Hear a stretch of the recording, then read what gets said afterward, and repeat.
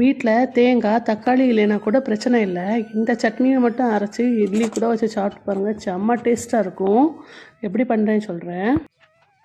அதுக்கு நான் கொஞ்சமாக தேங்காய் எண்ணெய் ஊற்றிக்கிறேன்.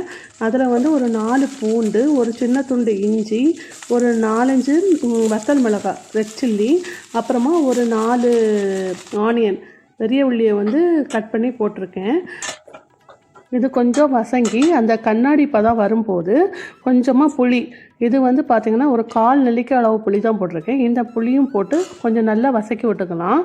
நல்லா வசங்கின அப்புறமா ஒரு கொஞ்சம் போல் நாட்டு சர்க்கரையோ இல்லைன்னா வந்து சாதா சர்க்கரை இருக்குல்ல, சர்க்கரை பொடி, அதையோ போட்டு நம்ம வந்து ஒரு கிண்டி விட்டு இறக்க வேண்டியதான்.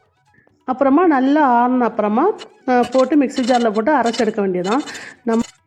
அப்புறம் உங்ககிட்ட இன்னொரு விஷயம் சொல்லணும். நம்மளோட யூடியூப் சேனலோட நேம் மாற்றிட்டேன். இப்போ முகமாலை கிச்சன் இருக்குது. பழைய சப்போர்ட் நீங்கள் இப்போவும் கொடுப்பீங்கன்னு நினைக்கிறேன். நிறைய பேர் என்னோடய சேனலுக்கு சப்போர்ட் கொடுக்குறீங்க, ரொம்ப தேங்க்ஸ். இனி கடுகு, ரெட் சில்லி, கருவேப்பிலை போட்டு தாளித்து இறக்க வேண்டியதான், அவ்வளோதான்.